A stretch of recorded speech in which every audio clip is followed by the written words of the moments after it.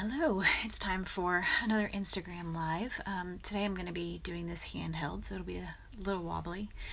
But one of the things that I did recently was a tour of this craft room. Hi, Holly.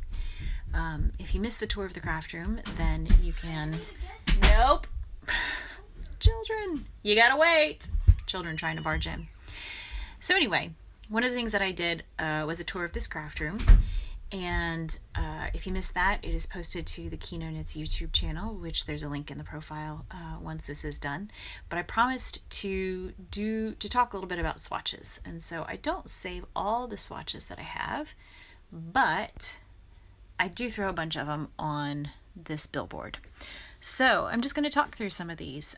Some of these have turned into designs. Some of these have not turned into designs yet. Some of these were just swatching for knits that I wanted to make that were not part of a pattern.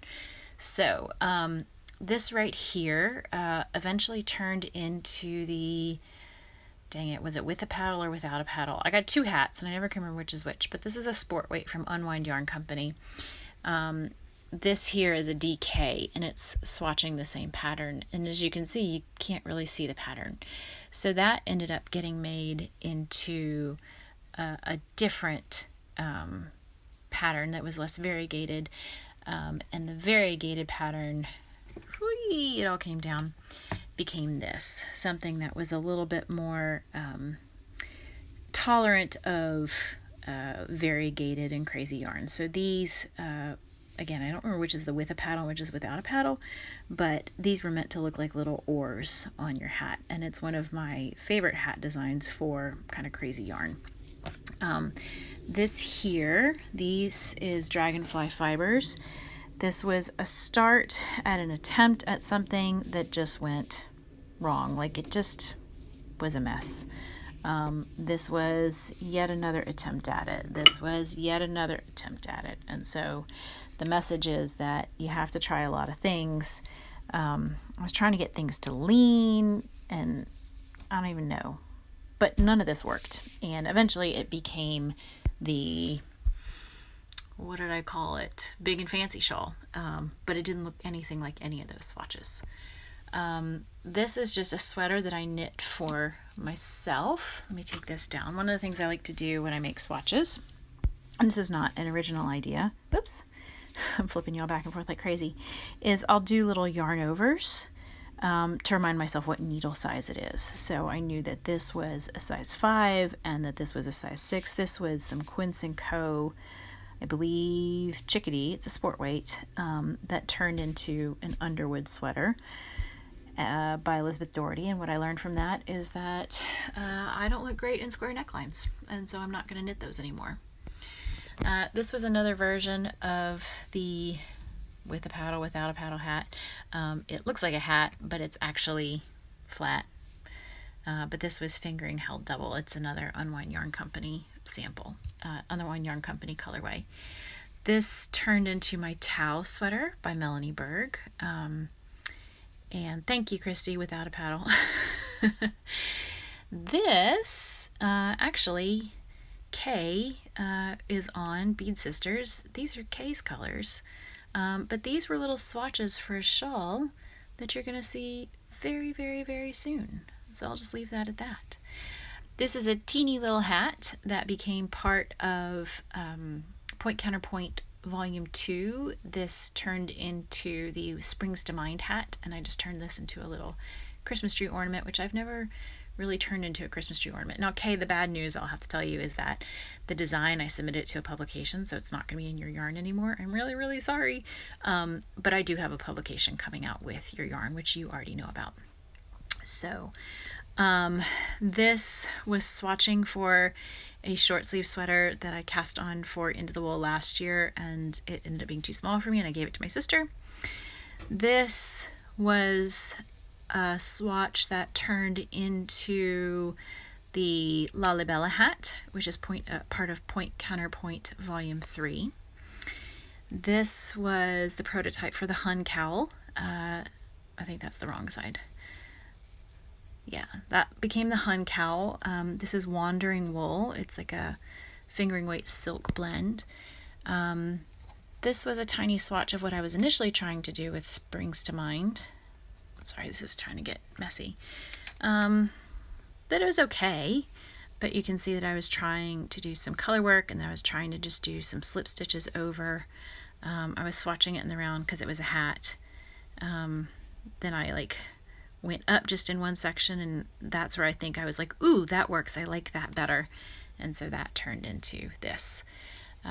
This is a piece of the Against the Grain socks that has this fun pearl stitch zigzag, and you can see I was trying several different things with like pulling the slip stitches, and eventually I settled on this pearl or what's it called, like a moss stitch or seed stitch pattern. This is a little bit of edging for what became the Anna Karenina shawl. You can see I just swatched the edging. This is more Unwind Yarn Company. This is Plucky Knitter, and this was my first attempt at a steek. I steeked my swatch to make sure that it wasn't going to fall apart. So this hasn't been sewn or anything. I mean, it's been sewn with a machine and then I cut it, but the edges haven't been treated like they were on the sweater. This is some Miss Babs. She likes to give out these swatch me sort of 6 to 10 yard skeins. So I was just kind of playing to see what that Aran weight looked like, and looks like I made a little face there. This here was the beginning of the 3 question shawl, which has this sort of smocked stitch along the edging. What is this? This was just a swatch for a sweater that I made. As I said, this was already the Without a Paddle. Here is a Celtic knot that eventually became part of, what's it called? I don't remember. Carrick Bend shawl. Here's some more stuff. This was what I thought I was going to do with the dandelion wool for the second shawl in the Tolstoy collection, which is War and Peace, but I went off on a tangent, and that's not what happened. So that could be turned into something eventually. These were some little swatches playing around with the fiber seed when I was doing my Safari Mittens collection. I did not use this stitch pattern, but I really like it, so maybe one day. Here's another little piece from the Safari Mittens collection, but again, didn't use that stitch pattern. This is the start of the Caius sweater, which is a kid's sweater for boys or girls. I swatched it in the round, which is why you've got all these strands here. This bit eventually became the Glorian cowl, but it looks nothing like this. This is a swatch. It's just a stitch pattern I made up that I haven't used for anything yet, but it's, you know, hanging out here. I think that's everything. So, this was just a sample in the round for a sweater that I made. So, if anyone has any questions about any of those, I thought sometimes about putting up a video of kind of like an anatomy of a swatch. Like, here's what I swatched, and here's what I thought about this, and here's where this went wrong, and here's where I liked this. And then putting that out at the same time as the design, but I've never really gotten my act together. I found a couple more that I can share. This one is some hand spun that I was knitting my first pair of socks, so I wanted to see what the gauge was because it was kind of thick. And here's another one. This became the, well, I think this became the Moraine shawl. Yeah, so that's it. If you have any questions about any of those, let me know. I don't like swatching. Like a lot of designers I read are like, oh, swatching's the best part, and that's where I really do all my thinking, and I should swatch more. I hate swatching just as much as anybody. But I do it, and then I sometimes stab them up on this board. And this has actually been useful because I've found a few things that I should do something with, like this. This is pretty cool. I don't know where I got this pattern, but I like it. So that's that. If you missed the beginning, if you found this even at all remotely interesting, You can watch it in my Kino Knits Instagram stories. I'll pop it in there. It'll be there for 24 hours. And I will also put it over on the Kino Knits YouTube channel. If you missed any of the previous ones, they're also there. All the solo ones, the ones where I do with someone, I can't save them. So for the rest of this week, I don't remember what I said I was going to do tomorrow, but it will be at 4 p.m. I don't remember what I said I was going to do. Oh, I think I said we were going to look at my grandmother's knitting machine, the antique knitting machine.